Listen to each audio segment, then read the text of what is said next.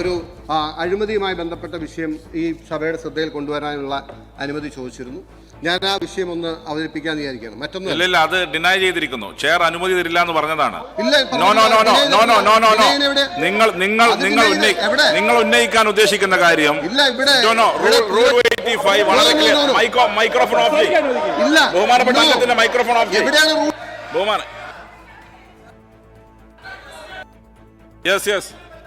ഇദ്ദേഹത്തിന് മൈക്രോഫോൺ കൊടുക്കുക. കേരളയിൽ തകർക്കാൻ രൂപ 150 കോടി ഒരു ശീതീകരിച്ച മത്സ്യലോറിയിൽ അങ്ങ് ചേറ്റുവ കടപ്പുറത്തെത്തി അവിടെ നിന്ന് പൊട്ടി വീണ് ബാംഗ്ലൂരിലെത്തിയ അൻവർ സാറിന്റെ അപസർപ്പകം കേട്ട് തലയ്ക്ക് കയച്ച നിയമസഭയിൽ ഇന്ന് മാസപ്പടിയിൽ മൈക്ക് ഓഫാക്കി മാത്യു കുഴൽനാടന്റെ വാക്കുവിലക്കാണ്. അന്നു തന്നെയാണ് 2 വ്യവഹാരങ്ങൾ, 2 കോടതികൾ, ഒന്ന് കേരളത്തിലും ഒന്ന് കർണാടകയിലും. ആ ദുരൂഹ ഇടപാടിൽ CMRലും KSIDCയും കിടന്ന് മുഖ്യമന്ത്രിയുടെ മകൾ തൈക്കണ്ടിയിൽ വീണയുടെ കമ്പനിയിലേക്ക് SFIO എത്തുമ്പോൾ എന്ത് വില കൊടുത്തും ചെറുക്കലാണ് രണ്ടിന്റെയും ലക്ഷ്യം. ചെയ്യാത്ത പണിക്ക് എക്സാലോജിക്കിനും അതിന്റെ ഉടമയ്ക്കും കാശ് വാരി വീശിയത് ഉന്നത രാഷ്ട്രീയ നേതാവിന്റെ പുത്രിയായതുകൊണ്ടാണെന്ന് സെറ്റിൽമെന്റ് ബോർഡിന്റെ ഉത്തരവ് വന്നിട്ട് കാലങ്ങളായെങ്കിലും രൂപ 100 മുടക്കിയാൽ 1000 തിരിച്ചുപിടിക്കാൻ അറിയാവുന്ന ഒരു മുതലാളിയുടെ കമ്പനിക്ക് ചെയ്തു കൊടുത്ത സേവനം എന്ത് എന്നൊരു ചോദ്യം മാത്രം മാസങ്ങൾക്കിപ്പുറവും ഉത്തരമില്ല പ്രഹേളിക കേരളം കണ്ടതാണ്. മുഖ്യമന്ത്രിയുടെ മകൾ എന്നതുകൊണ്ട് മാത്രം ഒരു സ്വകാര്യ വ്യക്തിയുടെ കമ്പനിക്ക് വേണ്ടി CPMന്റെ സാക്ഷാൽ സെക്രട്ടേറിയറ്റ് വകയിൽ ഉണ്ടയില്ല വാർത്താക്കുറിപ്പ്. ഒരു കേന്ദ്ര കമ്മിറ്റി അംഗം കയ്യിൽ ഒരു പേപ്പർ കെട്ടുമായി പേർത്തും ആ കമ്പനിയുടെ PRO കണക്കെന്ന് വീറോടെ വാദിക്കുന്ന പരിഹാസ്യത. എങ്കിലും കർത്തായുടെ കയ്യിൽ നിന്ന് ഫ്രീ ആയി പറ്റിയ 1.25 കോടിക്കുള്ള സേവനമെന്ത് എന്ന മറുപടിയില്ലായ്മയിൽ നിന്നാണ്. അത് MS ഓഫീസ് കെട്ടിപ്പൊക്കാനാണെന്നും ടാലിയുടെ കാല് പണിയാനാണെന്നും ഒക്കെയുള്ള പൊട്ടവാദങ്ങൾ പൊട്ടിപ്പൊടിഞ്ഞ് കാട്ടിൽ കയറുമെന്ന പേടിയിലാണ് വട്ടം കിടന്ന അന്വേഷണം ചേർക്കാനുള്ള പെടാപ്പാട്. അത് സഖാവ് ബാലൻ പറയില്ലെങ്കിലും അത് എക്സാലോജിക്കിന് അറിയാം, KSIDCക്ക് അറിയാം. അതുകൊണ്ടാണ് കർണാടകയിൽ അരവിന്ദ് ദത്താർ, കേരളത്തിൽ CS വൈദ്യനാഥൻ ചില്ലറക്കാരല്ല. ദശലക്ഷങ്ങൾ വിലയുള്ള പഞ്ചനക്ഷത്ര വക്കീലന്മാരാണ്. അന്ന് അയോധ്യ കേസിൽ സുപ്രീം കോടതിയിൽ രാംലല്ലയ്ക്ക് വേണ്ടിയടക്കം രാജ്യത്തെ പ്രധാനപ്പെട്ട കേസുകളിൽ കോട്ടിട്ടയാളാണ് വൈദ്യനാഥൻ. ഓൺലൈനാണെങ്കിലും ഒറ്റ സിറ്റിംഗിന് 1,25,000 എന്നാണ് പറയുന്നുണ്ട് അഭിഭാഷക ഉപശാലകൾ. എല്ലാം കേന്ദ്രത്തിന്റെ മണ്ടക്കടിച്ച് തുച്ഛമായി കിട്ടുന്ന ക്ഷേമ പെൻഷൻ പോലും കൊടുക്കാതെ മനുഷ്യർ വിഷം കഴിച്ചും കഴുക്കോലിൽ കയറിട്ട് ചാവാൻ നിൽക്കുന്ന ഒരു മുടിഞ്ഞ കാലത്ത് മുഖ്യമന്ത്രിയുടെ മകൾ ഇല്ലാത്ത പണിക്ക് വാങ്ങിയ പണത്തിന്റെ പരിഹാരക്കരയ്ക്ക് നക്ഷത്ര വക്കീലിന് പൂച്ചപറ്റ ഖജാനയിൽ നിന്നും കോടികൾ കൊടുക്കാനാണ് നീക്കമെങ്കിൽ CPMയെ സർക്കാരെ അത് കേരളത്തെ വെല്ലുവിളിക്കലാണ്, ജനത്തിന്റെ മുഖത്തേക്ക് കാർക്കിച്ചു തുപ്പലാണ്. രാഷ്ട്രീയ വേട്ടയാണെന്നും ലോക്സഭാ തെരഞ്ഞെടുപ്പാണെന്നും മുഖ്യമന്ത്രിയാണ് ലക്ഷ്യമെന്നും CPM വാദങ്ങൾ ഒന്നൊന്നായി അംഗീകരിക്കാം. പക്ഷെ അതിനു മുന്നേ വരണം ചെയ്ത സേവനങ്ങൾ എണ്ണിപ്പറഞ്ഞൊരു കീറക്കടലാസെങ്കിലും എക്സാലോജിക്കിന്റെ ഒരു വാർത്താക്കുറിപ്പില്ലെങ്കിൽ ഇലക്ഷന് മുൻപ് രാഷ്ട്രീയ വേട്ട വിശദീകരിക്കാൻ വീട് കയറുന്നവരോട് സഖാക്കൾ ചോദിക്കണം, നേതാവേ അതൊക്കെ ഇരിക്കട്ടെ, രഹസ്യമായെങ്കിലും ഞങ്ങളോട് പറ, എന്തിനായിരുന്നു നമ്മുടെ പ്രിയപ്പെട്ട മുഖ്യമന്ത്രിയുടെ മകൾക്ക് കരിമണൽ കർത്ത എന്ന കളങ്കിത മുതലാളി വക സൗജന്യ ശാപ്പാട്? പ്രിയ പ്രേക്ഷകർക്ക് എൻകൗണ്ടറിലേക്ക് സ്വാഗതം.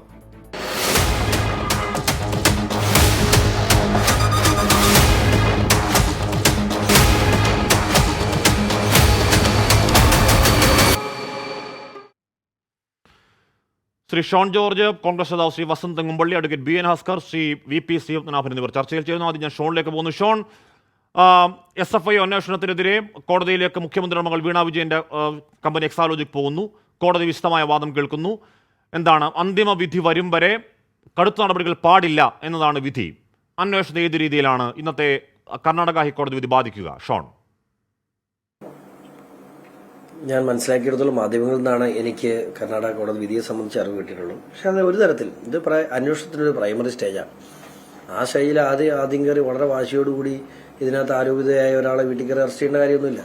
ഇന്നത്തെ കോടതി വിധിയിൽ എന്താണ്, കോടതി വിധി വരുന്നോടം വരെ അറസ്റ്റ് പാടില്ല. ഇത് മാത്രമല്ല അവിടെ കിട്ടിയിട്ടുള്ളൂ. പക്ഷേ അതിന് കൃത്യമായി കോടതി അന്വേഷണ ഉദ്യോഗസ്ഥർ ആവശ്യപ്പെടുന്ന എല്ലാ രേഖകളും കൃത്യമായി കോടതിയിൽ സമർപ്പിക്കണം എന്ന് പറഞ്ഞിട്ടുണ്ട്. അതൊരു കണക്കിന് അന്വേഷണത്തിന് വളരെ ഗുണകരമല്ലേ. അപ്പോൾ മാത്രമല്ല, അറസ്റ്റിലേക്ക് നയിക്കേണ്ട സാഹചര്യം ഉണ്ടായാൽ തീർച്ചയായിട്ടും അന്വേഷണ സംഘത്തിന് അത് കോടതിയെ ബോധിപ്പിക്കാനും കഴിയും. അപ്പോൾ കോടതിയുടെ ഒരു നിരീക്ഷണത്തിൽ തന്നെ ഇത് നടക്കുമ്പോഴുള്ള ഗുണം, ഇവിടെ പിന്നീട് അതൊന്ന് രാഷ്ട്രീയ ആരോപണമാണെന്നും ഇതിന്റെ പുറകിൽ രാഷ്ട്രീയമാണെന്നും ആരും പറയല്ലോ. അപ്പൊ കോടതിയുടെ നിരീക്ഷണത്തിൽ തന്നെ ഇത് പോകുന്നത് അങ്ങനെയല്ല. ഇപ്പൊ ഞാൻ പറഞ്ഞ SFIO എന്ന് പറയുന്നത് നമുക്കറിയാം, അപ്പോൾ എന്താണ് വലിയ അധികാരങ്ങളുള്ള ഒരു ഏജൻസിയാണ്. ആരെ വേണമെങ്കിലും കൂടെ കൂട്ടാം. ED ആവട്ടെ, പോലീസ് ആവട്ടെ, ഏത് വിഭാഗത്തെയും കൂടെ കൂട്ടി അന്വേഷിക്കാൻ കഴിയുന്ന, അറസ്റ്റ് ചെയ്യാൻ അധികാരമുള്ള വലിയൊരു ഏജൻസിയാണ്. ഷോൺ, ഇപ്പൊ ടൈം പർച്ചേസിംഗ് എന്നുള്ളത് ഈ വ്യവഹാര വഴിയിലെ പ്രധാനപ്പെട്ട ഒരു കാര്യമാണല്ലോ. ഇടക്കാല ആശ്വാസം എന്ന് പോലും ഷോൺ പറയില്ലേ ഇന്ന് കർണാടക ഹൈക്കോടതിയിൽ വീണയ്ക്ക്?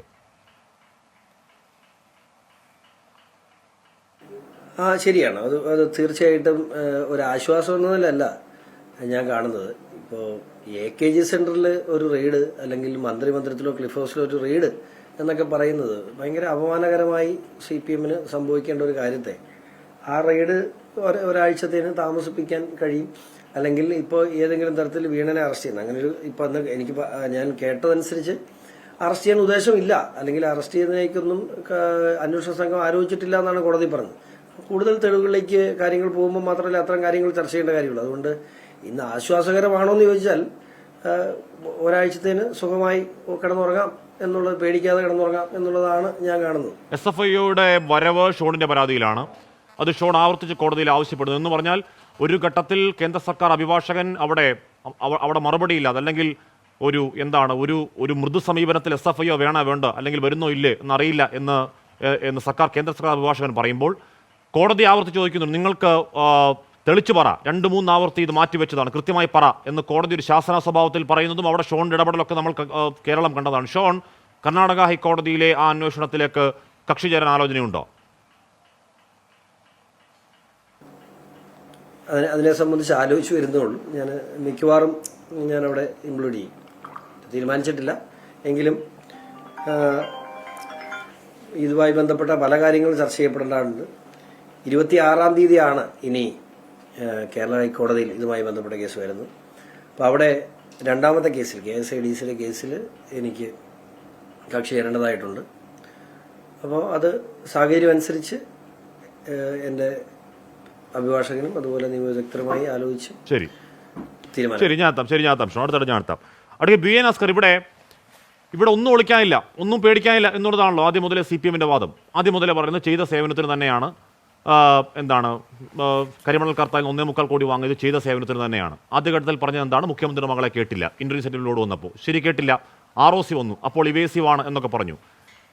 SFIO അന്വേഷണം വരുന്നു, 8 മാസത്തെ സമയപരിധിയുണ്ട്. വളരെ കൃത്യമായി കാര്യമായി മാസങ്ങളെടുത്ത് ചെയ്ത സേവനങ്ങൾ എന്തൊക്കെയാണെന്ന് SFIOയെ കൃത്യമായി ബോധ്യപ്പെടുത്താൻ പറ്റുമെന്നിരിക്കെ എന്തിനാണ് അന്വേഷണത്തിന് തടവെക്കുക എന്നൊരു ചിന്ത എക്സാലോജിക്കിന്? ശ്രീ BN അസ്കർ. ഹഷ്മി, പ്രശസ്ത ആംഗലേയ നോവലിസ്റ്റായ ജോർജ് ഓർവെലിന്റെ വളരെ പ്രശസ്തമായ ഒരു നിരീക്ഷണമുണ്ട്. Everything faded into mist, the past was erased, the erasure was forgotten, the lie became true. എല്ലാം കോടമഞ്ഞിൽ മങ്ങിയെന്നും ഭൂതകാലം മായ്ച്ചു കളഞ്ഞുവെന്നും മായ്ച്ചത് മറഞ്ഞുവെന്നും നുണകൾ സത്യമായി മാറുന്നു എന്നും അങ്ങ് നേരത്തെ സൂചിപ്പിച്ച ഈ കെട്ടകാലത്തെക്കുറിച്ചാണ് ജോർജ് ഓർവെൽ വളരെ മുമ്പേ പ്രവചിച്ചത് എന്നാണ് എനിക്കിപ്പോൾ തോന്നുന്നത്. അങ്ങൊരു കാര്യം മനസ്സിലാക്കൂ, നിയമത്തിൽ ഡോക്ട്രിൻ ഓഫ് പ്രപ്പോർഷണാലിറ്റി എന്ന് പറയുന്ന ഒരു സംജ്ഞയുണ്ട്. ആ സംജ്ഞ എന്ന് പറയുന്നത്, ആ തത്വശാസ്ത്രം എന്ന് പറയുന്നത്, ഭരണപരമായ പ്രവർത്തനം ആഗ്രഹിച്ച ഫലങ്ങൾ നേടുന്നതിന് വേണ്ടിയുള്ള ആഗ്രഹത്തെക്കാൾ അതിരു കടക്കരുത് എന്നുള്ളത് ആണ് ഡോക്ട്രിൻ ഓഫ് പ്രപ്പോർഷണാലിറ്റി എന്ന് പറയുന്നത് കൊണ്ട് അർത്ഥമാക്കുന്നത്. ഇവിടെ ടൂട്ടൻ എൻക്വയറി നടന്നിരിക്കുന്നു. ടൂട്ടൻ എൻക്വയറി നടന്നുകൊണ്ടിരിക്കുമ്പോൾ കേന്ദ്ര സർക്കാർ അതിവിദഗ്ധമായി SFIO പോലുള്ള സീരിയസ് ഫ്രോഡ് ഇൻവെസ്റ്റിഗേറ്റിംഗ് ഏജൻസിയെ കൊണ്ട് അന്വേഷിപ്പിക്കുന്നു. സഹാറ കേസ് നമുക്കറിയാം. ഇന്ന് അരവിന്ദ് P. ദത്താർ ബഹുമാനപ്പെട്ട കർണാടക ഹൈക്കോടതിയിൽ ഇക്കാര്യം സൂചിപ്പിച്ചുകൊണ്ട് തന്റെ വാദമുഖങ്ങൾ നിരത്തിയതാണ്.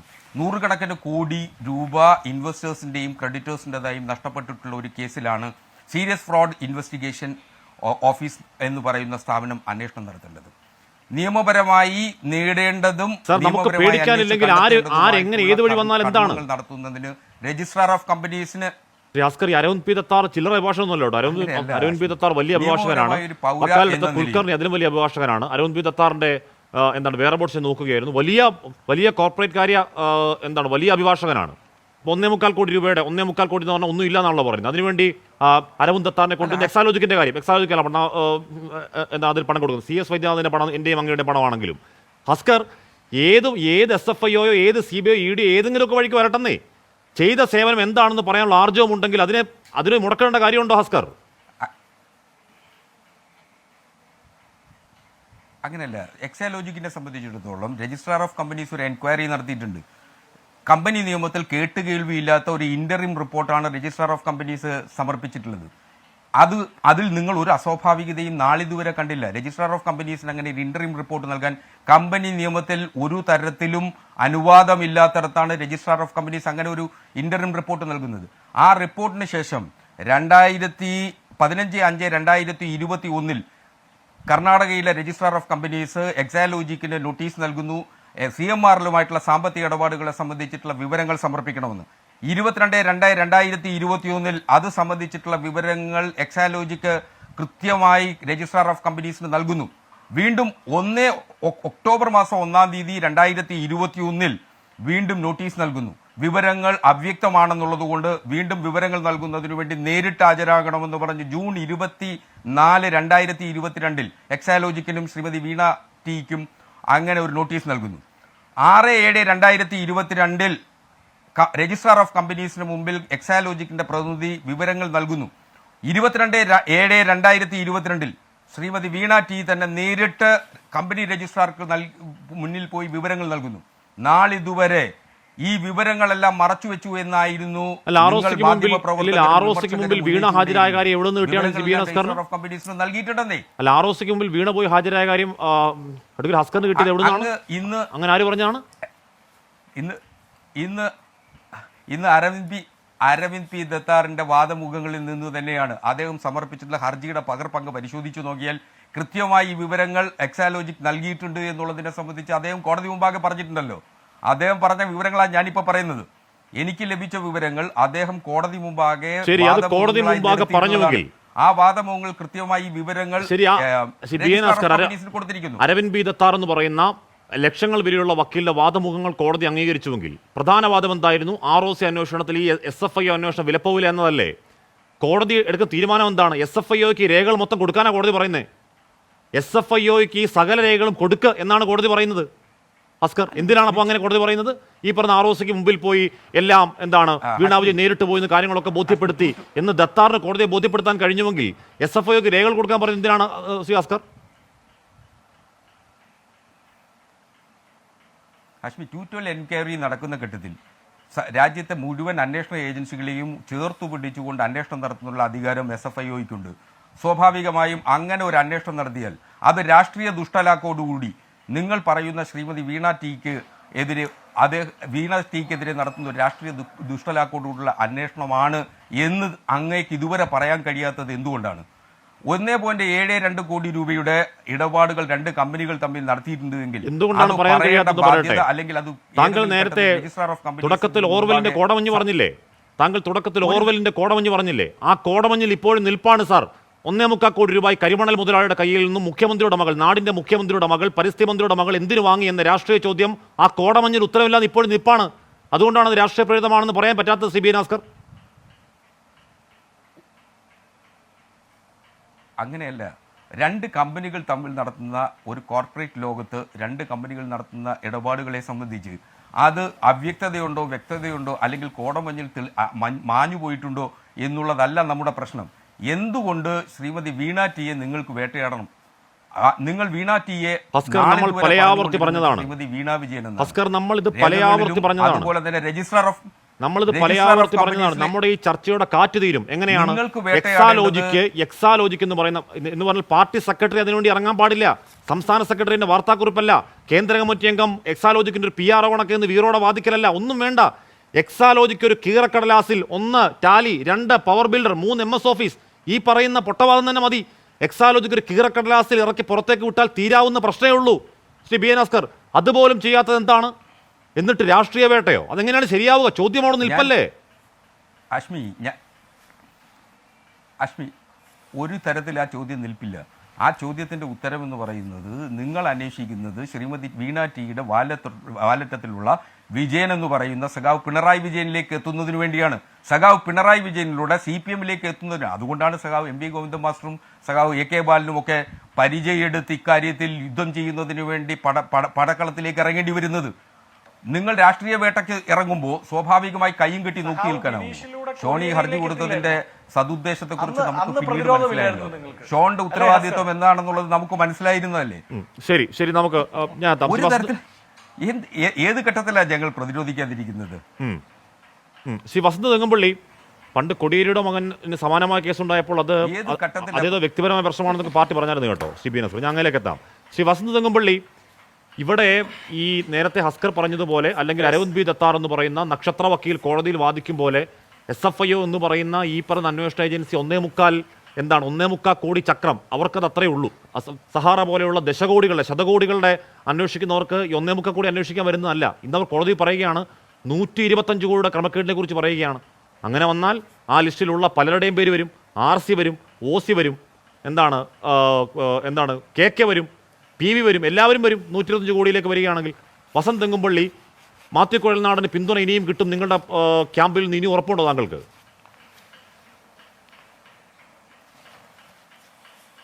അല്ല, അതിന് ഉത്തരം പറയുന്നതിന് മുമ്പ് ശ്രീ ഹസ്കർ ജോർജ് ഓർവെലിനെയാണല്ലോ ഇപ്പോൾ ഉദ്ധരിച്ചത്. നമുക്ക് നമ്മുടെ നാട്ടിൽ തന്നെയുള്ള മറ്റൊരു നിയമജ്ഞനെ ഉദ്ധരിച്ചാലോ? 2015 ജസ്റ്റിസ് കമാൽ പാഷ ഹൈക്കോടതിയിൽ നിന്ന് പുറപ്പെടുവിക്കുന്ന ഒരു നിരീക്ഷണമുണ്ട്. അത് ഇപ്രകാരമാണ്: സീസറിന്റെ ഭാര്യ സംശയത്തിന് അതീതയായിരിക്കണം. ആ ഒറ്റ പരാമർശം വന്നതിന്റെ പിറ്റേന്ന് രാജിവെച്ച് പടിയിറങ്ങിപ്പോയ ഒരു മന്ത്രിയുണ്ട് ഈ സംസ്ഥാനത്ത്. പേര് KM മാണി എന്നാണ്. ഇന്ന് നിങ്ങളുടെ മുന്നണിയിലാണ്. ഇന്നാണല്ലോ കോട്ടയത്ത്, ഞാൻ ഇരിക്കുന്ന കോട്ടയത്ത് നിങ്ങൾ MBA പ്രഖ്യാപിച്ചല്ലോ ആ പാർട്ടി. അപ്പോൾ പ്രിയപ്പെട്ട ഹസ്കറെ, സീസറിന്റെ ഭാര്യ മാത്രമല്ല, റിയാസിന്റെ ഭാര്യയും സംശയത്തിന് അതീതയായിരിക്കണം. സംശയമൊന്നും വേണ്ട. ഹസ്കർ പറഞ്ഞല്ലോ ഈ നമ്മുടെ വീണയിലൂടെ പിണറായിലേക്ക്, എന്തുകൊണ്ടാണ് നിങ്ങൾക്ക് ബിനീഷിലൂടെ കോടിയേരിയിലേക്ക് എത്തുമെന്ന് അന്ന് തോന്നാഞ്ഞത്? ചരിത്രത്തിൽ എന്തെങ്കിലും ഒരു SFIയുടെ യൂണിറ്റ് കമ്മിറ്റി അംഗം പോലും അല്ലാത്ത ഒരാളെ ന്യായീകരിക്കാൻ വേണ്ടി അവൈലബിൾ സെക്രട്ടേറിയറ്റ് ചേർന്നതിന്റെ മാനക്കേട് ഇന്ത്യയിൽ പോട്ടെ, ലോകത്തിൽ ഏതെങ്കിലും ഒരു കമ്മ്യൂണിസ്റ്റ് പ്രസ്ഥാനത്തിനുണ്ടോ? ഈ ആരോപണം ആദ്യം വന്ന ദിവസം CPM കേന്ദ്രം അവൈലബിൾ സെക്രട്ടേറിയറ്റ് വിളിച്ചു ചേർക്കുന്നു. ഇവരുടെ ക്യാപ്സൂൾ ഫാക്ടറിയുടെ മുഴുവൻ സമയ സെക്രട്ടറി ഉണ്ടല്ലോ, AK ബാലൻ. എന്താണ് ബാലൻ പുറത്തു വന്നിട്ട് പറഞ്ഞത്? ഈ പറയുന്ന 1.72 കോടി രൂപ കൊടുത്തത് MS ഓഫീസ് ഉണ്ടാക്കാൻ വേണ്ടിയാണ്. തിരുവനന്തപുരം പോലെ ഒരു ജില്ലയിൽ MS ഓഫീസ് പോലെ ഒരു ഓഫീസ് പണിയണമെങ്കിൽ എന്ത് ചെലവുണ്ടെന്നറിയാമോ? ആ വാദം പോലും SFIO അന്വേഷണം വന്നപ്പോ സ്വാഭാവികമായും ഇവർക്ക് കിട്ടുന്ന SFIOയുടെ നോട്ടീസിൽ ഇവർ വ്യക്തമാക്കിയിരുന്നെങ്കിൽ, അല്ലെങ്കിൽ ഇവർ കൊടുത്ത ആ നോട്ടീസിനോട് ഇവർ പ്രത്യുത്തരിച്ചത് ശരിയായ രീതിയിലായിരുന്നെങ്കിൽ അന്വേഷണം മുമ്പോട്ടുണ്ടാകുമായിരുന്നില്ലല്ലോ. അതുകൊണ്ടാണ് ഈ അന്വേഷണം ഉണ്ടാകുന്നത്. ഇനി ഹാഷ്മിയുടെ ചോദ്യം, കോൺഗ്രസിനെതിരായി ഇപ്പം അതിൻ്റെ അകത്ത് KK ഉണ്ട്, RC ഉണ്ട്, OC ഉണ്ട്, ഇനി അവസാനം VT വസന്ത് തെങ്ങുംപള്ളി ഉണ്ടെങ്കിൽ പോലും അന്വേഷണം തടയണമെന്നാവശ്യപ്പെട്ട് KSUവിന്റെ ഒരു യൂണിറ്റ് പ്രസിഡന്റ് പോലും കോടതിയിൽ പോയില്ല. ഞങ്ങൾ എല്ലാ അന്വേഷണത്തെയും സ്വാഗതം ചെയ്യുക. അല്ലാതെ ഒരു അന്വേഷണം തുടങ്ങി ഒരു ഏജൻസി കേരളത്തിൽ എത്തിയതിന്റെ പിറ്റേ ദിവസം തന്നെ പറ്റില്ല കേട്ടോ, ഈ അന്വേഷണമൊന്നും പറ്റില്ല കേട്ടോ, ഇത് ഞങ്ങളെ രാഷ്ട്രീയമായി വേട്ടയാടിക്കളയാനാണ് എന്ന പേരിൽ ഇറങ്ങി പുറപ്പെടുന്ന പണി ഞങ്ങൾക്കില്ല. അതെന്തുകൊണ്ടാണ് എന്ന് ചോദിച്ചാൽ, കോടിയേരി ബാലകൃഷ്ണന്റെ മകനെതിരെ വലിയൊരു ആരോപണം വരുമ്പോ ഇതിലെ പാർട്ടി ഓൺ ചെയ്യില്ല, അന്വേഷണം നടക്കട്ടെ എന്ന് പറഞ്ഞ് മാറി നിന്ന അന്നത്തെ CPM സെക്രട്ടറിയുടെ നട്ടല് ലോജിക്ക്, ഈ എക്സാലോജിക്ക് കമ്പനിയുടെ ഉടമയ്ക്കും ആ ഉടമയുടെ ഭർത്താവിനും ആ ഉടമയുടെ അച്ഛനും ഇല്ലാത്തത് കൊണ്ടാണ്. നിങ്ങൾ കമ്മ്യൂണിസ്റ്റുകൾ ചോദിക്കേണ്ടതേ, എന്തിനാണ് കഴിഞ്ഞ ദിവസം ഇതാ പാർട്ടി കമ്മിറ്റികൾ വിളിച്ച് ന്യായീകരിക്കാൻ വേണ്ടി ഹത്തുവ പുറപ്പെടുവിച്ചിട്ടുണ്ട്. എന്തൊരു നാണക്കേടാണ്, എന്തൊരു മാനക്കേടാണ്. ഈ കമ്പനിയുടെ പേര് തന്നെ എക്സാലോജിക്ക് എന്നാണെങ്കിൽ യാതൊരു ലോജിക്കും ഇല്ലാത്ത വാദങ്ങളാണ് ഇവർ തുടക്കം തൊട്ടേ ഉന്നയിച്ചു വരുന്നത്.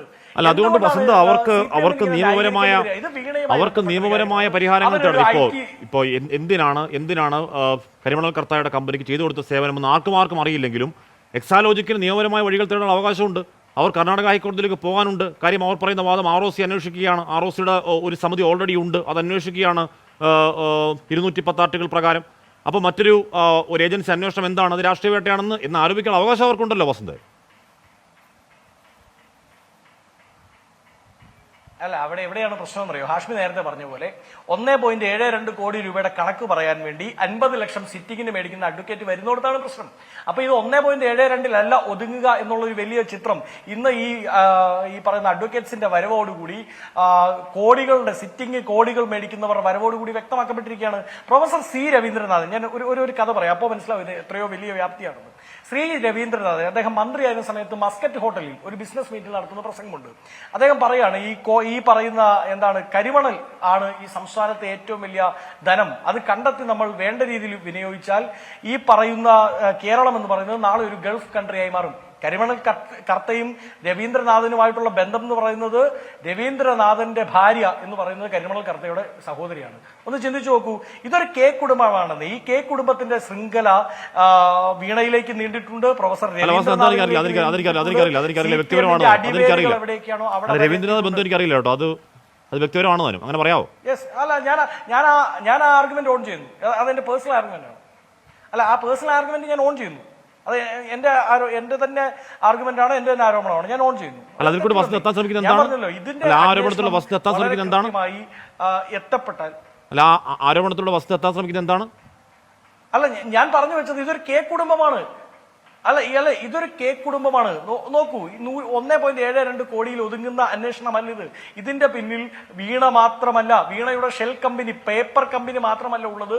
അതിന്റെ പിന്നിൽ കഴിഞ്ഞ ഈ മന്ത്രിസഭയിലെ മന്ത്രി പുങ്കവന്മാരുണ്ട്. പണ്ട് CPIM എന്തായിരുന്നു? CPIM, communist party of India Marxist. ഇന്നത് CPIM എന്ന് വെച്ചാൽ communist party for Pinarayi and മകൾ. പിണറായിക്കും മകൾക്കും വേണ്ടി കുറച്ച് കമ്മ്യൂണിസ്റ്റുകൾ അവരായി ഇവർ മാറിയിട്ടുണ്ട്.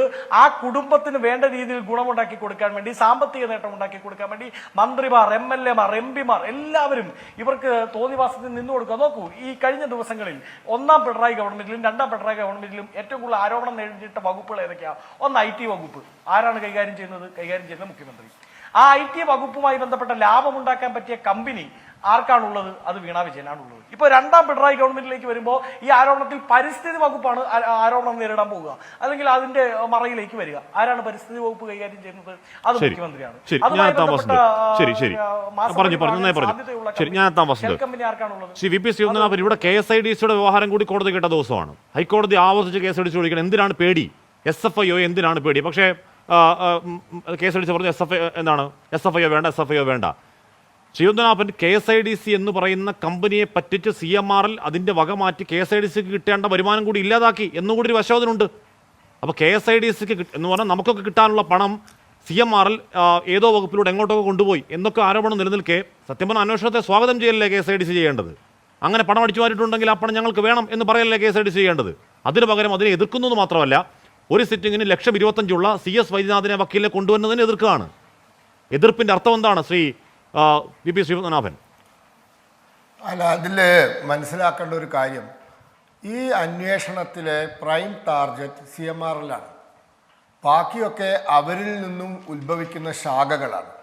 പ്രൈം ടാർഗറ്റ് അവരാണ്. കാരണം അവരാണ് പലർക്കും പൈസ കൊടുത്തിരിക്കുന്നത്. 135 crores കൊടുത്തിട്ടുണ്ട്. അതിൽ ഒരു പേയ്മെൻറ്റ് മാത്രമാണ് ഈ കാണുന്ന പേയ്മെൻറ്റ്. അപ്പോൾ ഇതിൽ സത്യത്തിൽ ഭയക്കേണ്ടത് അവരാണ്. പക്ഷേ ഇവിടെ ഭയം അവർക്കല്ല കാണുന്നത്, മറ്റ് ശാഖകൾക്കാണ് ഭയം കാണുന്നത്. അതൊന്ന്.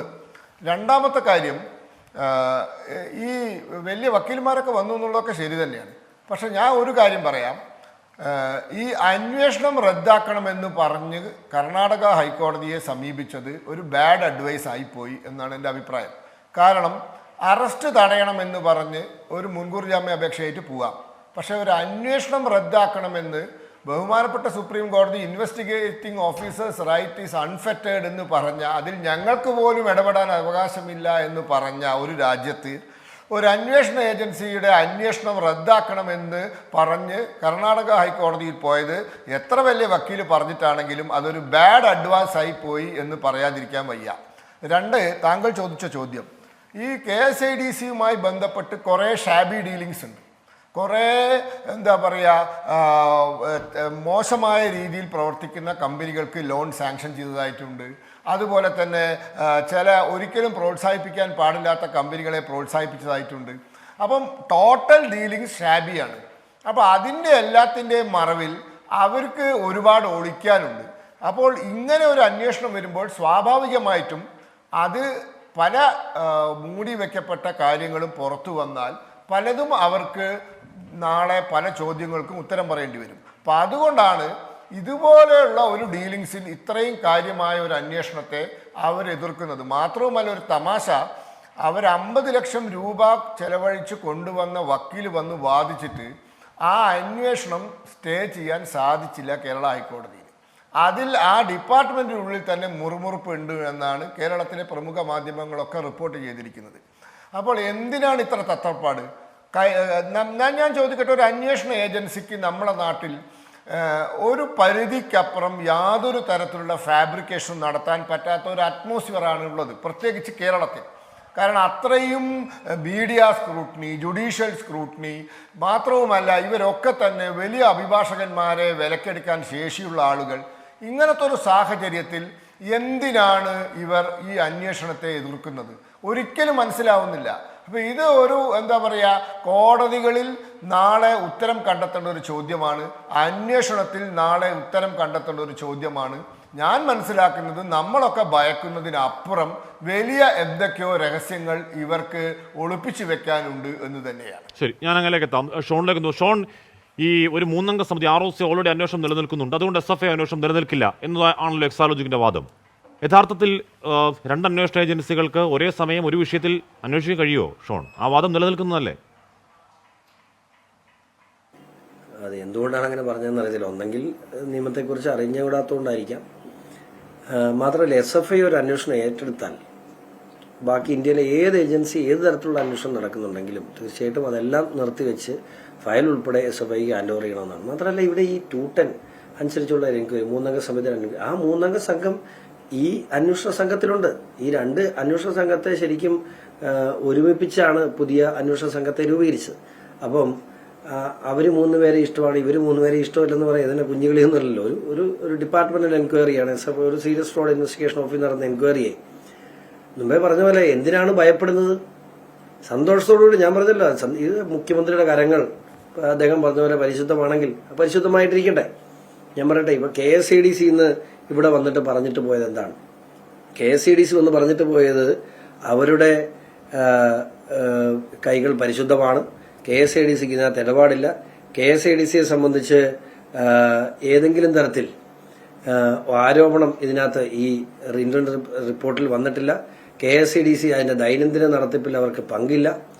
ആദ്യം തന്നെ മനസ്സിലാക്കേണ്ടത് KSADC എന്ന് പറയുന്നത് CMRലെ പ്രൊമോട്ടർ കമ്പനിയാണ്. അത് പബ്ലിക് ലിസ്റ്റ് ചെയ്യുമ്പോൾ കൃത്യമായ ഉത്തരവാദിത്വം അഫിഡവിറ്റിൽ സെബിക്ക് സ്റ്റോക്ക് എക്സ്ചേഞ്ചിന് കൃത്യമായി എഴുതി കൊടുത്ത് സ്റ്റോക്ക് ബോർഡ് ഓഫ് ഇന്ത്യക്ക് കൃത്യമായി എഴുതി നൽകിയിട്ടുണ്ട് KSADC.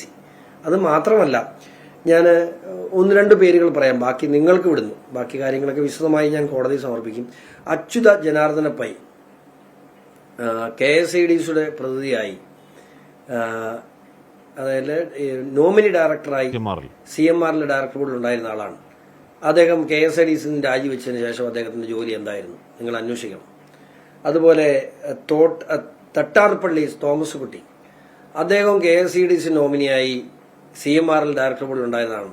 അദ്ദേഹത്തിന്റെ അതിനുശേഷം അദ്ദേഹം എവിടെയായിരുന്നു എന്തായിരുന്നു എന്നൊക്കെ നിങ്ങളൊന്ന് അന്വേഷിക്കുക. അതുപോലെ തന്നെ രവിചന്ദ്രൻ, ഇവരൊക്കെ KSADCയും CMRലും ഇവർക്ക് ഒരേ സമയത്ത് എന്തായിരുന്നു ഇടപാടെന്നൊക്കെ അന്വേഷിക്കാതെ പോകാൻ കഴിയില്ല. ഞാൻ ഈ കേൾക്കുന്ന, ഇപ്പോൾ ഞാൻ പറയില്ല, ഇന്നും സുപ്രീം കോടതിയിലെ സീനിയർ അഭിഭാഷകനാണ് KSADCക്ക് വേണ്ടി ഇവിടെ അപ്പിയർ ചെയ്തത്. ഞാൻ ഉറച്ചു വിശ്വസിക്കുന്നു അത് പിണറായി വിജയനെയും വീണ വിജയനെയും രക്ഷിക്കാനല്ല വന്നത്, ഉദ്യോഗസ്ഥരെ തന്നെ രക്ഷിക്കാനാണ്.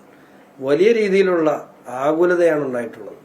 അതുകൊണ്ട് തന്നെ ഒരു അറസ്റ്റിനെ തടയിപ്പിക്കാൻ, അല്ലെങ്കിൽ അതിനുവേണ്ടിയൊക്കെ ഇന്ന് അവിടെ എക്സാലോജി കമ്പനിക്ക് വേണ്ടി ഹാജരായ അഭിഭാഷകൻ ഇത്ര പ്രഗത്ഭനായ അഭിഭാഷകനാണ്. അദ്ദേഹത്തിന്റെയൊക്കെ ഒരു ദിവസത്തെ സിറ്റിംഗ് ഫീ എത്രയാണെന്ന് അന്വേഷിച്ചാൽ ഇതിന്റെ ഗൗരവം എന്താണ് എന്ന് നിങ്ങൾക്ക് മനസ്സിലാവും. അല്ല, എക്സാലോജിക്കിന്റെ കാര്യം പോട്ടെ. എക്സാലോജിക്ക് അവർ എന്താണ് അവരുടെ കമ്പനി കൊടുക്കലാണ്. ഇല്ലെന്നുണ്ടെങ്കിൽ നേരത്തെ എംപവറിന്റെ കയ്യിൽ നിന്ന് വായ്പ എടുത്ത് കൊടുക്കട്ടെ, അത് നമ്മുടെ ഇഷ്യൂ അല്ല. പക്ഷേ CS വൈദ്യനാഥൻ എന്ന് പറഞ്ഞാൽ KSADCക്ക് വേണ്ടി ഹാജരാകുന്ന വക്കീലിന് കൊടുക്കുന്ന ലക്ഷങ്ങൾ നമ്മളോട് പണമാണ്. അത് നമ്മളോട് ഉത്തരം പറയാൻ സർക്കാർ ബാധ്യസ്ഥമാണ്. ഇപ്പോൾ വരുന്ന സങ്കടകരമായ വാർത്ത, തൃപ്പൂണിത്തുറ സ്ഫോടനത്തിൽ ഒരു മരണം കൂടി എന്നുള്ളതാണ്. ദിവാകരനാണ് മരിച്ചത്. ഗുരുതരമായ പൊള്ളലേറ്റ ദിവാകരൻ വെന്റിലേറ്ററിന്റെ സഹായത്തോടെ ജീവൻ നിലനിർത്തിയിരുന്നു. അടിയന്തര ഓപ്പറേഷൻ നടത്തി, പക്ഷേ ജീവൻ രക്ഷിക്കാനായില്ല. സങ്കടകരമായ വാർത്തയാണ്. ശ്രീ BN സർ, ഇന്നിപ്പോൾ നിയമസഭയിൽ ഒരിക്കൽ കൂടി ഈ അഴിമതി ആരോപണം വരാനിരുന്നതാണ്. മാത്യു കുഴൽനാടൻ MLAയുടെ ആരോപണം എന്താണ് രേഖകളൊക്കെ സമർപ്പിച്ചതാണ് എന്ന് മാത്യു കുഴൽനാടൻ പറയുന്നു. അതിന് മൈക്ക് ഓഫ് ചെയ്തുകൊണ്ട് വിലക്കുന്നു നിയമസഭ. ഏത് നിയമസഭയാണ്? ഏതോ ചേറ്റുവ കടപ്പുറത്തേക്ക് 150 കോടി വന്നു എന്നൊക്കെ PV അൻവർ MLAയുടെ വാലും തുമ്പുമില്ലാത്ത ആരോപണം ഉന്നയിക്കപ്പെട്ട നിയമസഭയാണ് കേട്ടോ ശ്രീ BN. അത് പിന്നെ സ്പീക്കറുടെ പൂർണ്ണ വിവേചനാധികാരം ചോദ്യം ചെയ്യാൻ കഴിയില്ല, ചോദ്യം ചെയ്യുന്നുമില്ല. KSADC കോടതിയിലേക്ക് വൈദ്യനാഥൻ വക്കീലിനെ വെച്ചുകൊണ്ട് ലക്ഷങ്ങൾ മുടക്കി കോടതിയിലേക്ക് പോകുന്നു. അവിടെ വിജയം കാണാതെ അതേതാണ്ട് പരാജയപ്പെട്ട അവസ്ഥ എത്തുമ്പോഴേക്കും കർണാടക ഹൈക്കോടതിയിലേക്ക് ഓടുന്നു എക്സാലോജിക്ക്. ഒന്നും മറക്കാനില്ലെങ്കിൽ ഈ പേടിയും പെടാപ്പാടും എന്തിനാണ് ശ്രീ BN അസ്കർ?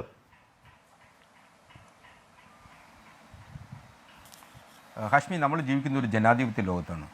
ആ ജനാധിപത്യ രാജ്യത്തിൻ്റെ പ്രത്യേകത എന്ന് പറയുന്നത് നമുക്കെതിരെ നടക്കുന്ന നിയമപരവും നിയമവിരുദ്ധവുമായിട്ടുള്ള പ്രവൃത്തികൾക്ക് എതിരെ നമുക്ക് കോടതിയെ സമീപിക്കുന്നതിനുള്ള ഏറ്റവും വലിയ അവകാശമുള്ള ഒരു രാജ്യത്താണ്. ശ്രീമതി വീണ ടിയെ സംബന്ധിച്ചിടത്തോളം ഒരു പൗര എന്ന നിലയിൽ അദ്ദേഹത്തിന് കോടതിയെ സമീപിക്കാനും തൻ്റെ കാര്യങ്ങൾ അവതരിപ്പിക്കാൻ അവസരം ഉണ്ടാകും. ഇവിടെ SFIO പോലുള്ള ഒരു അന്വേഷണം നടത്തിയാൽ അന്വേഷണത്തിൻ്റെ തീവ്രത അനുസരിച്ച് കേന്ദ്ര ഗവൺമെൻറ് കൃത്യമായി അത് വേട്ടയാടലിൻ്റെ സ്വഭാവത്തിലേക്ക് വരും. അതൊരു വേട്ടയാടലുകൾ തന്നെയാണ്. ഞാൻ നേരത്തെ ഇതിനോടൊപ്പം കൂട്ടി പറയാൻ ആഗ്രഹിക്കുന്നത്, ശ്രീ ബിനീഷ് കൊടിയേരിയെ അന്ന് ഇതുപോലെ ഒരു കേസിൽ അകത്തിടുന്ന ഘട്ടത്തിൽ പാർട്ടിയും പാർട്ടിയുടെ സെക്രട്ടേറിയറ്റും ഇതുപോലെ പ്രതിരോധിച്ചിരുന്നു എങ്കിൽ ഒരുപക്ഷെ ഇപ്പോൾ ഈ നടക്കുന്ന ഒരു വേട്ടയാടലുകൾ ആവർത്തിക്കുന്നുള്ളൊരു സാഹചര്യം ഉണ്ടാകില്ല എന്ന് ഉറച്ചു വിശ്വസിക്കുന്ന ഒരാളാണ്. അന്ന് ബിനീഷിനെ എതിരെ ഇങ്ങനെ ഒരു വേട്ടയാടലുകൾ നടക്കുന്ന ഘട്ടത്തിൽ ഞാനടക്കം ചിലരെങ്കിലുമൊക്കെ മാധ്യമങ്ങളിലൂടെ ആ വേട്ടയാടലുകളാണെന്ന് തുറന്നു പറയുവാനും അതിനെതിരെ വിരൽ ചൂണ്ടുവാനും തയ്യാറായിട്ടുള്ളതാണ്.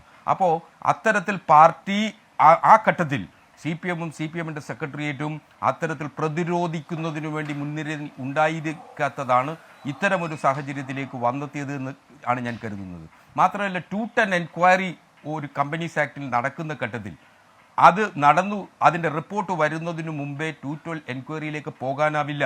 അത് നിയമപരമായ ഒരു പിശകാണ് കമ്പനി നിയമത്തിൽ.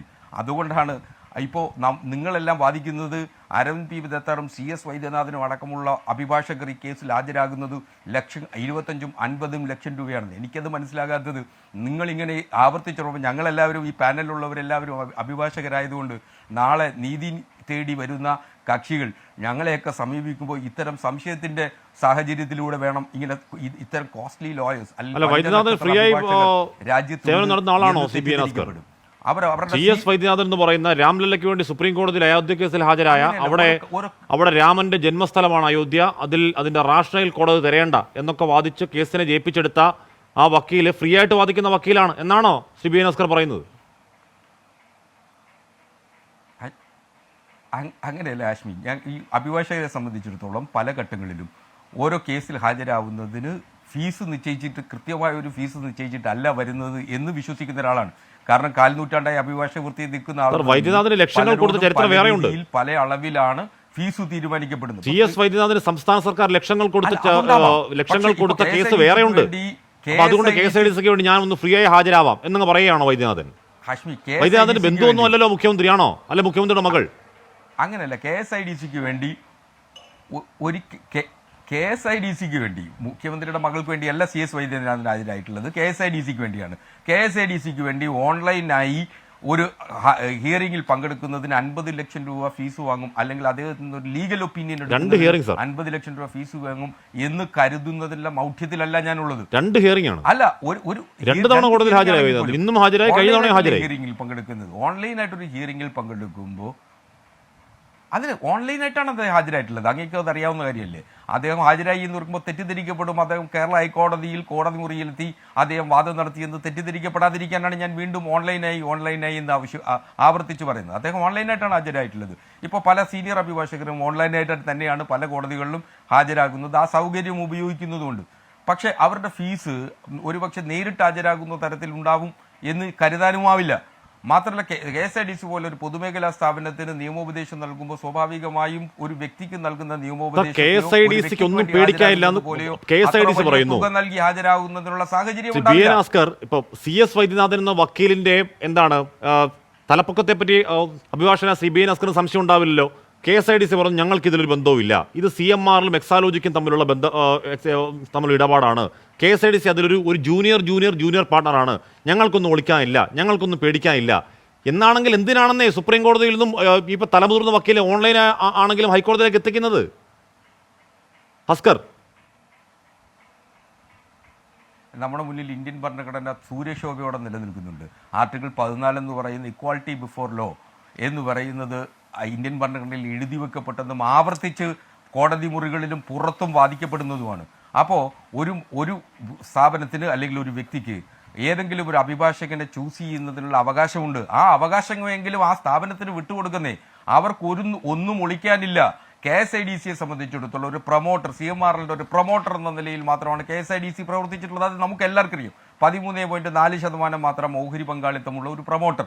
ആ പ്രൊമോട്ടറെ സംബന്ധിച്ചിടത്തോളം ആ promoter security exchange board of ഇന്ത്യയിൽ കൃത്യമായ ഒരു സത്യവാങ്മൂലം കൊടുത്തിട്ട് ഞങ്ങളാണ് ഇതിന്റെ പ്രൊമോട്ടർ എന്ന്.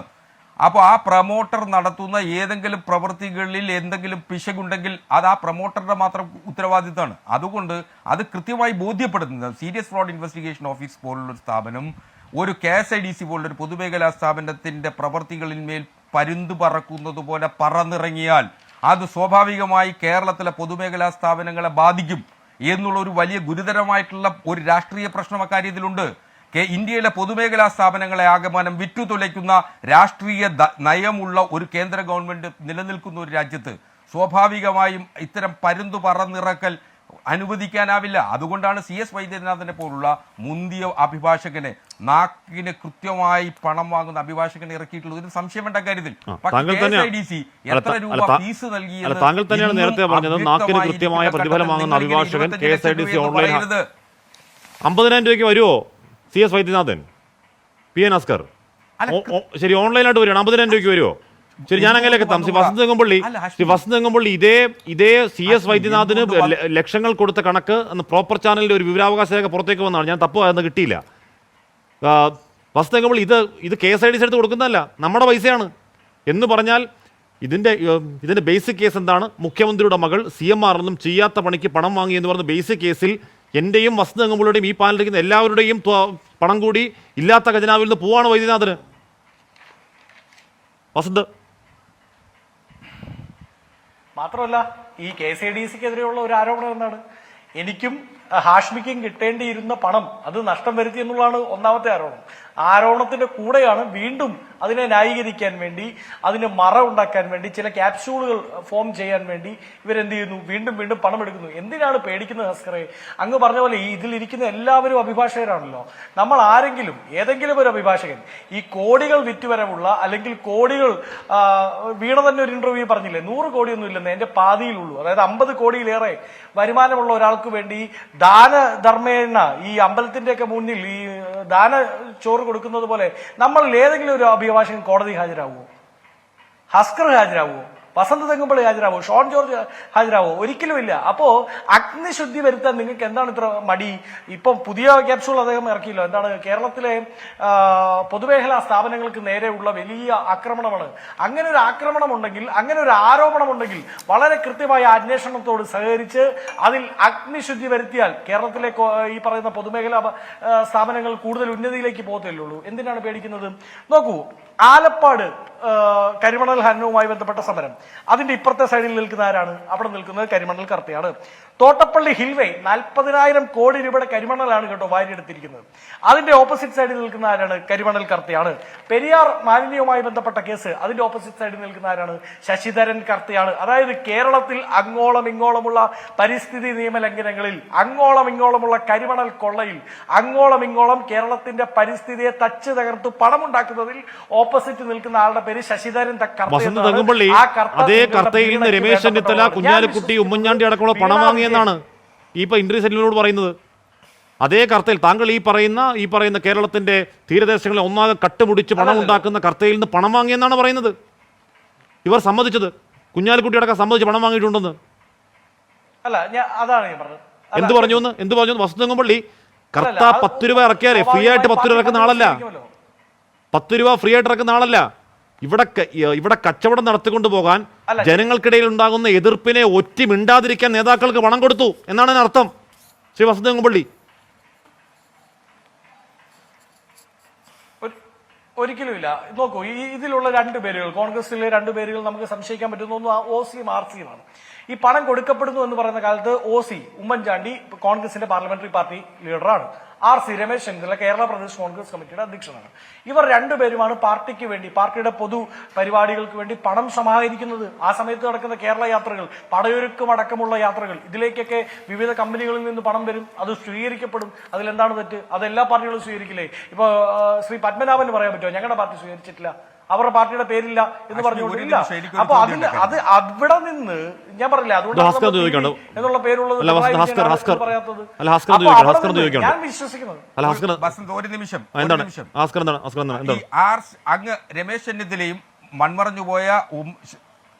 അങ്ങ് രമേശ് ചെന്നിത്തലയും മൺമറഞ്ഞുപോയ ഉമ്മൻചാണ്ടിയും അതുപോലെ തന്നെ കുഞ്ഞാലിക്കുട്ടിയും വാങ്ങിയ പണം ഇലക്ഷൻ കമ്മീഷൻ ഓഫ് ഇന്ത്യയിൽ കണക്ക് പ്രഖ്യാപിച്ചിട്ടുണ്ടോ? കോൺഗ്രസ് ആ പണം വാങ്ങിയതായി ഔദ്യോഗികമായി പ്രഖ്യാപിച്ചിട്ടുണ്ടോ? ഇലക്ഷൻ കമ്മീഷൻ ഓഫ് ഇന്ത്യയിൽ അതിന്റെ രേഖകളുണ്ടോ? ഉണ്ടെങ്കിൽ അങ്ങ് അത് സമ്മതിക്കണം. ഇതൊന്നും രേഖയില്ലെന്നാണ് നാളിതുവരെയുള്ള എന്റെ അന്വേഷണത്തിൽ ബോധ്യപ്പെട്ടിട്ടുള്ളത്. ഹസ്കർ, SFIO അന്വേഷണത്തിൽ ഇതൊക്കെ പുറത്തേക്ക് വരട്ടെന്നേ. ഹസ്കർ, SFIO അന്വേഷണത്തിൽ ഇതൊക്കെ പുറത്തേക്ക് വരാനുള്ളതല്ലേ? എന്തിനാണ് മുഖ്യമന്ത്രിയുടെ മകൾ അതിൽ പോയി തടയിടാൻ നോക്കുന്നത്? എന്തിനാണ് KSIDC പറഞ്ഞ് അതിൽ പോയി തടയിടാൻ നോക്കുന്നത്? ഞാൻ പറയാം. ഹാഷ്മി, SFIOയ്ക്ക് അതിനുള്ള അധികാരമില്ല. ഉണ്ട്, അധികാരമുണ്ട്. SFIOയ്ക്ക് സാർ, അധികാരമുണ്ട്. 125 കോടിയെ കുറിച്ച് പറയുകയാണ്. കാര്യങ്ങൾ മാത്രമേ അന്വേഷിക്കാൻ അധികാരമുള്ളൂ. ഇല്ല, മുഖ്യമന്ത്രിയുടെ മകൾ പറയും 1.25 കോടിയുടെ കാര്യം മാത്രമല്ല, 125 കോടിയുടെ അന്വേഷണം എന്നാണ് ഇന്ന് കർണാടകയിൽ SFIO പറയുന്നത്. അപ്പൊ ഏതാണ് 125 കോടി? അല്ല ഹാഷ്മി, 135 കോടി 135 കോടി കേടുകൾ CMRL വഴിവിട്ട് പലർക്കും നൽകിയിട്ടുണ്ട് എന്നാണ് SFIO പറയുന്നത്. അപ്പൊ SFIO അത് പറയുമ്പോൾ അതിലേക്ക് അന്വേഷണം നടത്തുന്നതിൽ, ഈ വ്യക്തികളിലേക്ക് അന്വേഷണം നടത്തുന്നതിൽ യാതൊരു നിയമപരമായിട്ടുള്ള അധികാരവും SFIOയ്ക്കില്ല. ചെന്നിത്തലയിലേക്കോ കുഞ്ഞാലിക്കുട്ടിയിലേക്കോ മൺമറഞ്ഞു പോയ ഉമ്മൻചാണ്ടിയിലേക്കോ എത്തുന്നതിന് നിയമപരമായി പറ്റില്ല. അതാണ് വസ്തുത. കോർപ്പറേറ്റ് നിയമത്തിന്റെ ലംഘനം ഉണ്ടെങ്കിൽ മാത്രമേ SFIOയ്ക്ക് അന്വേഷിക്കാൻ പറ്റൂ. എന്തുകൊണ്ട് അന്വേഷണം സ്റ്റേ ചെയ്യപ്പെട്ടില്ല? അല്ലല്ല, അങ്ങയുടെ വാദം ഇന്ന് കോടതി അംഗീകരിച്ചിട്ടില്ല. അംഗീകരിച്ചെങ്കിൽ ഈ അന്വേഷണം ഇന്ന് സ്റ്റേ ആയിരുന്നു. അങ്ങ് പറയുന്ന വാദം ഇത് നിയമവിരുദ്ധമാണ്, 210 നിന്ന് 212 ഷിഫ്റ്റിംഗ് അത് പോസിബിൾ അല്ല എന്നാണ്. ആ വാദം തന്നെയാണ് നിങ്ങളുടെ കോടതിയിൽ പറഞ്ഞത്. അത് അക്സെപ്റ്റബിൾ അല്ല എന്നാണ് കോടതി പറഞ്ഞത്. എന്തിനാണ് പേടിക്കുന്നത്? നോ, എന്തിനാണ് നിങ്ങൾ പേടിക്കുന്നത്? ഡോക്യുമെന്റ്സ് കൊടുക്കുന്നത് എന്നാണ് കോടതി പറഞ്ഞിരിക്കുന്നത്. അങ്ങ് എന്നെക്കാളും സീനിയർ അഭിഭാഷകനാണല്ലോ, 25 വർഷത്തെ പാരമ്പര്യമുണ്ടല്ലോ. കോടതിയിൽ അങ്ങ് പോയി ഹാജരായെങ്കിൽ പോലും ഈ പറയുന്ന വാദം പറയാൻ അങ്ങ് മതി, അല്ല വസന്തകുമള്ളി മതി. പോയിരുന്നെങ്കിൽ പോലും അത് വൃത്തിക്ക് പറഞ്ഞെങ്കിൽ, കോടതിക്ക് ബോധ്യപ്പെട്ടെങ്കിൽ ഇന്ന് സ്റ്റേ ആണ്. ഇന്ന് സ്റ്റേ കൊടുത്തില്ലല്ലോ. അന്വേഷണം മുമ്പോട്ട് പോട്ടെ. എന്തിനാണ് ഇത്ര ഭയം? എന്തിനാണ് എത്ര ഹാലിളക്കം എന്നാണ് കോടതി ചോദിച്ചത് മറ്റൊരു ഭാഷയിൽ. ഡോക്യുമെന്റ്സ് കൊടുക്ക് എന്ന് പറഞ്ഞു. പിന്നെന്താ പറഞ്ഞത്? അതിതീവ്രമായ നടപടികളിലേക്ക് കടക്കില്ലല്ലോ എന്ന് ചോദിക്കുന്നത് അവരൊരു സ്ത്രീയാണ്. അന്വേഷണം പ്രഥമ ഘട്ടത്തിലാണ്. അങ്ങനെ ഒരു ഘട്ടത്തിൽ അറസ്റ്റിലേക്ക് കടക്കുമോ എന്ന് കോടതി ചോദിച്ചു, ആരാഞ്ഞു, അത്രേ ഉള്ളൂ. അത് എന്തുകൊണ്ടാണെന്ന് അങ്ങേക്കും എനിക്കും അറിയാമല്ലോ, പ്രത്യേകം പറയണ്ടല്ലോ. അപ്പൊ സ്വാഭാവികമായും അറസ്റ്റ് ഒഴികെ ബാക്കി എന്ത് നടപടികളിലേക്കും SFIOയ്ക്ക് പോകാം. SFIOയുടെ അഭിഭാഷകൻ പറഞ്ഞത് അറസ്റ്റിലേക്ക് ഞങ്ങൾ തൽക്കാലം പോകുന്നില്ല എന്ന് പറഞ്ഞതിന്റെ അർത്ഥം അത് പ്രാരംഭ ഘട്ടത്തിലെ അന്വേഷണമാണ്. ഇപ്പൊ അങ്ങ് RCയുടെ OCയുടെ പേര് പറഞ്ഞല്ലോ. ബഹുമാനപ്പെട്ട ഉമ്മൻചാണ്ടി സാർ ഇപ്പോൾ ഇല്ല. RC കോടതിയിൽ പോയില്ലല്ലോ ഈ അന്വേഷണത്തെ തടയാൻ വേണ്ടി. നിങ്ങളുടെ PVയുടെ പേരുണ്ടല്ലോ, ആ PVക്ക് കിട്ടിയ ഫണ്ട് ഇലക്ഷൻ കമ്മീഷനിൽ എഴുതി ചേർക്കപ്പെട്ടിട്ടുണ്ടോ എന്നുള്ള ഡോക്യുമെന്റ്സ് വെളിവിട്. അടുത്ത ചർച്ചയിൽ അങ്ങ് അതുമായി വന്നാൽ RCയുടെ രേഖയുമായി ഞാനും വരാം. വെല്ലുവിളി ഏറ്റെടുക്കുന്നോ? അപ്പൊ ഇത് PVയും RCയും OCയും KK ഒന്നുമല്ലെന്നേ. ഇത് വളരെ കൃത്യമായി വീണ വിജയൻ എന്ന് പറയുന്ന മുഖ്യമന്ത്രിയുടെ മകൾ ആ പോസ്റ്റ് ഉപയോഗിച്ചുകൊണ്ട്, ഞാൻ നേരത്തെ പറഞ്ഞ പോലെ സീസറിന്റെ മകളായിരിക്കെ സീസറിന്റെ പേരുപയോഗിച്ചുകൊണ്ട് സീസറിന്റെ അധികാര പരിധി ദുരുപയോഗം ചെയ്തുണ്ടാക്കിയ കോടികളുടെ കണക്കിന്റെ ഭാഗമാണ്. വിജയൻ ഒരു മഞ്ഞുമലയുടെ അറ്റം മാത്രമാണ്. ഞാൻ നേരത്തെ രവീന്ദ്രനാഥിന്റെ പേര് പറഞ്ഞു. അത്ര മാത്രമേ ഉള്ളൂ. ഇതിൽ വീണ വിജയന്റെ കമ്പനി, വീണ വിജയൻ എക്സാലോജിക്ക് മാത്രം വാങ്ങിയ 1.25 കോടി മാത്രമേ ഉള്ളൂ. ശിവനാഭൻ ഇവിടെ ഇന്ത്യൻ സെറ്റിൽമെന്റ് ബോർഡിൽ പറയുന്നത് ഈ കമ്പനി പറയുന്നത് കമ്പനി നടത്തുന്ന ഇടപാടുകൾ കൊണ്ട് നാട്ടുകാരെന്ന് വലിയ എതിർപ്പുണ്ടാകുന്നു. ആ എതിർപ്പ് മറികടന്ന് മുന്നോട്ടേക്ക് പോകാൻ കൈക്കൂലി കൊടുത്തു എന്നാണ് പറയുന്നത്. ആ വാക്ക് ഉപയോഗിച്ചെങ്കിലും കൈക്കൂലി കൊടുത്തു എന്നാണ് ഇന്ത്യൻ സെറ്റിൽമെന്റ് ബോർഡിന്റെ ആ ഉത്തരവിൽ എടുത്തു പറയുന്നത്. VP, മുഖ്യമന്ത്രി മാത്രമേ ഉള്ളൂ? മുഖ്യമന്ത്രി മകൾ മാത്രമേ ഉള്ളൂ? അല്ല, ഈ അന്വേഷണത്തിന്റെ, ഞാനതാണ് ആദ്യം തന്നെ പറഞ്ഞത്, പ്രൈം ടാർഗറ്റ് CMRL ആണ്. CMRL ആണ് ഇതിന്റെ പ്രൈം ടാർഗറ്റ്. മറ്റുള്ളവരൊക്കെ അതിൽ നിന്നും പൊട്ടിമുളയ്ക്കുന്ന ശാഖകളാണ്. CMRL കമ്പനി കുറെ നിയമവിരുദ്ധമായ കാര്യങ്ങൾ ചെയ്തിട്ടുണ്ട്. അവർ കുറെ നിയമവിരുദ്ധമായ കാര്യങ്ങൾ ചെയ്തത് നിന്നും രക്ഷപ്പെടാനോ മറ്റോ ചില പേയ്മെന്റുകൾ നടത്തിയിട്ടുണ്ട്. അതുകൊണ്ടാണല്ലോ ആ പേയ്മെന്റിനെ ഒന്നും ജെന്യുവിൻ എക്സ്പെൻസസ് ആയിട്ട് കണക്കാക്കാതിരുന്നത്. കാരണം അതൊക്കെ ചെലവായി കണക്കാക്കിയതല്ലേ. ഇതൊന്നും ചെലവായി കണക്കാക്കാൻ പറ്റില്ല. ഇതൊക്കെ നിങ്ങളുടെ ലാഭത്തിന്റെ ഭാഗമായി തന്നെ കണക്കാക്കണം, ഇതിനൊക്കെ നിങ്ങൾ ടാക്സ് അടയ്ക്കണം എന്ന് പറഞ്ഞ് അവിടെ ഉണ്ടായതൊരു സെറ്റിൽമെന്റ് ആണല്ലോ. ആ വാദം, അതായത് ഇൻകം ടാക്സ് മറ്റേ ഇന്ററിം സെറ്റിൽമെന്റ് ബോർഡിന് മുമ്പാകെ ഇൻകം ടാക്സ് ഡിപ്പാർട്ട്മെന്റ് എടുത്ത വാദം ഇതൊന്നും ചെലവായി കണക്കാക്കാൻ പറ്റില്ല, ഇതൊക്കെ എന്താ പറയുക ലാഭമാണ്, ലാഭവിഹിതമാണ്, അത് മറ്റെന്തൊക്കെയോ ആവശ്യങ്ങൾക്ക് കൊടുത്തതായിരിക്കാം, ജെനുവിനായ എക്സ്പെൻസ് അല്ല, അതുകൊണ്ട് ഇതിനെ ചെലവായി അംഗീകരിക്കാൻ പറ്റില്ല എന്ന് പറഞ്ഞപ്പോൾ സെറ്റിൽമെന്റ് ബോർഡിൽ ഒരു ഘട്ടമെത്തിയപ്പോൾ CMR അത് അംഗീകരിച്ചു കൊടുത്തു. ശരി, അത് തീരട്ടെ എന്ന് പറഞ്ഞ് അതിന് ടാക്സ് അടച്ചിരിക്കുന്നു. അപ്പോൾ ടാക്സ് അടച്ചു കഴിഞ്ഞു, അത് പ്രോഫിറ്റായി കണക്കാക്കിയിട്ട്. അപ്പോൾ ആ പേയ്മെന്റിന്റെ വിശദാംശങ്ങളിലൂടെ ഈ അന്വേഷണം മുന്നോട്ട് പോകും.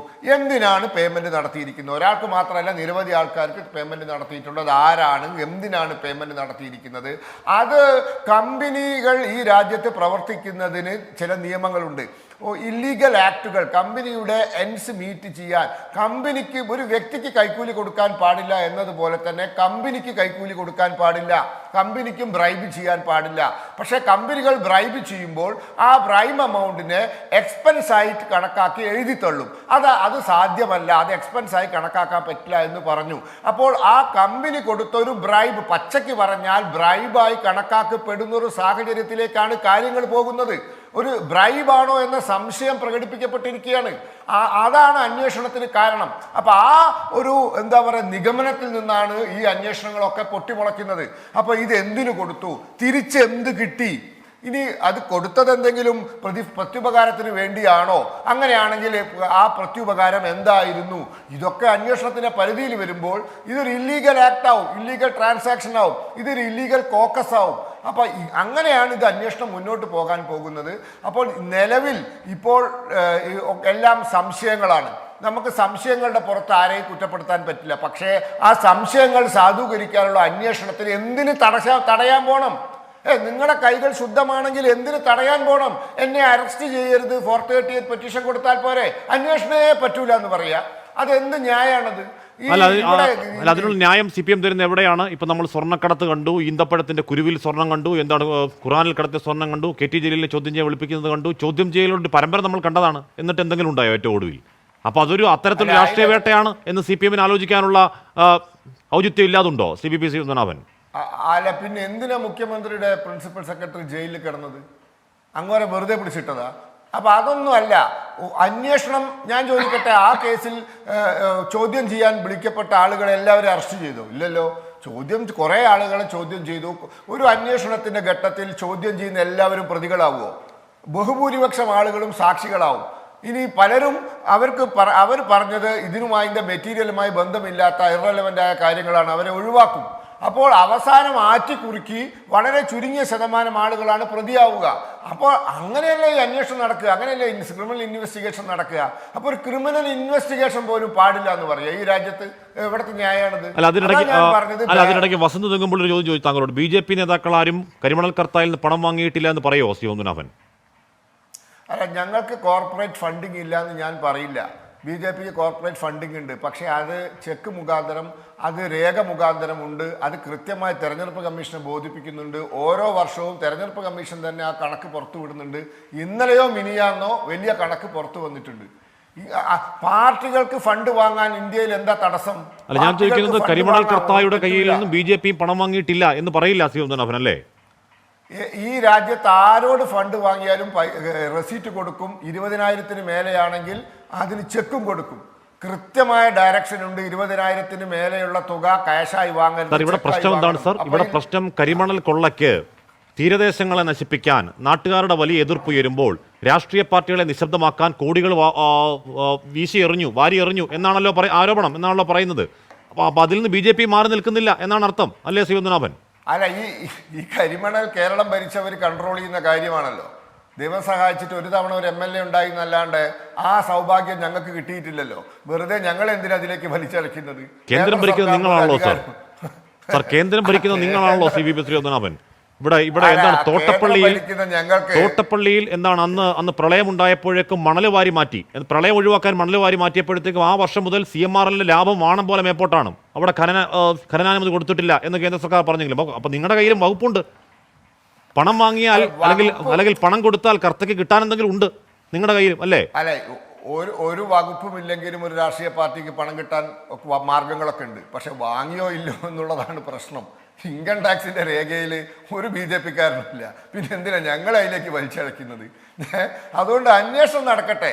അന്വേഷണം നടന്നിട്ട് നേരായ മാർഗങ്ങളിലൂടെ അല്ലാതെ പണം കൈപ്പറ്റിയിട്ടുണ്ടെങ്കിൽ അവർ ഉത്തരം പറയട്ടെ. 135 കോടി രൂപയുടെ മുഴുവൻ വിവരങ്ങൾ പുറത്തുവിട്ടിട്ടില്ല. അതൊക്കെ വരുന്നു, അതിനാണല്ലോ അന്വേഷണം. അത് നിങ്ങൾ അപ്പോഴേക്ക് തടസ്സപ്പെടുത്താൻ ഓടിപ്പോണോ? അതുകൊണ്ടാണോ ശ്രീപത്മനാഭൻ BJP കരിമണൽ കർത്തയുടെ കയ്യിൽ നിന്ന് പണം വാങ്ങിയിട്ടില്ല എന്ന് ഉറപ്പിച്ച് പറയാൻ പറ്റാത്തത്? ശ്രീപത്മനാഭൻ, അതിന്റെ ബാക്കി വിവരങ്ങൾ പുറത്തേക്ക് വരാനുണ്ട്, അതുകൊണ്ടാണോ? അല്ല, ഞങ്ങൾ വാങ്ങിയിട്ടുണ്ടെങ്കിൽ അതും അന്വേഷണത്തിന് പുറത്തു വരില്ലേ? ഞാൻ അതല്ലേ പറഞ്ഞു, CMRL prime target. CMRL complete അരിച്ചു പെറുക്കും. അവരുടെ എല്ലാ കാര്യങ്ങളും അന്വേഷണത്തിന് പരിധിയിൽ വരും. അപ്പൊ BJP വാങ്ങിയിട്ടുണ്ടെങ്കിൽ പുറത്തു വരട്ടെ എന്ന് നമുക്ക് കാത്തിരിക്കാന്ന്. ഞങ്ങൾക്കൊരു ബേജാറുമില്ല. അന്വേഷണം എന്ന് പറയുമ്പോഴേക്കും 1.5 കോടി രൂപ ചെലവാക്കി വക്കീലിനെ വിളിക്കാൻ പോണ്ട വല്ല ആവശ്യം. പണം വാങ്ങിയോന്ന് ഉറപ്പില്ലാത്ത ശ്രീപത്മനാഭന് ബേജാറില്ല, പണം വാങ്ങിയെന്ന് ഉറപ്പുള്ള വസന്തകുമ്പളിക്ക് ബേജാറില്ല. പക്ഷേ മുഖ്യമന്ത്രിയുടെ മകൾക്കും KSIDCക്കും ഒക്കെയാണ് ബേജാറ്. എന്തിനാണ് ബേജാറ്? അവർക്കില്ലാത്ത ബേജാറ് നിങ്ങൾക്ക് എന്തിനാണ് ശ്രീ ഭാസ്കർ? ഹാഷ്മി, ഇക്കാര്യത്തിൽ ബേജാറൊന്നുമില്ല. ഹാഷ്മി കരുതുന്നത് പോലെ 135 കോടി രൂപയിൽ അരഡസൻ കോൺഗ്രസ് നേതാക്കന്മാരും അല്ലെങ്കിൽ ഒരു 1.72 കോടി രൂപയുടെ എക്സാലോജിക്കും മാത്രമല്ലെന്നേ BJPയുടെ പല പേരുകളുമുണ്ട്. ഇന്ററിം സെറ്റിൽമെന്റ് ബോർഡിന് മുമ്പാകെ കൊടുത്ത റിപ്പോർട്ടിന്റെ പൂർണ്ണഭാഗം നാളിതുവരെ പുറത്തു വന്നിട്ടില്ല. അതിൽ മറയ്ക്കേണ്ടതും മൂടിവെക്കപ്പെട്ടതുമായിട്ടുള്ള BJP നേതാക്കന്മാരുടെ പേരുകളുമുണ്ട്.